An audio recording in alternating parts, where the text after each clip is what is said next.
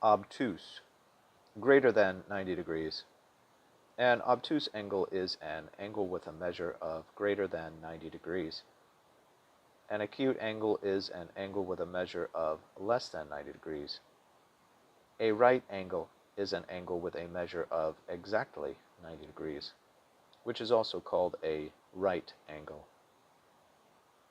A 180-degree angle is the measure of a straight line, and is also called a straight angle. A circle has been defined to have 360 degrees, and a half a circle, or a semicircle, therefore has 180 degrees, and a quarter circle therefore has 90 degrees, and a quarter circle is often divided into halves of 45 degrees, or thirds of 30 degrees.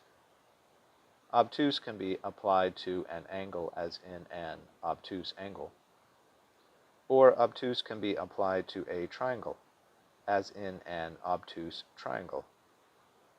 An obtuse triangle has one angle measure greater than 90 degrees. Obtuse means having more than 90 degrees. Antonyms: acute.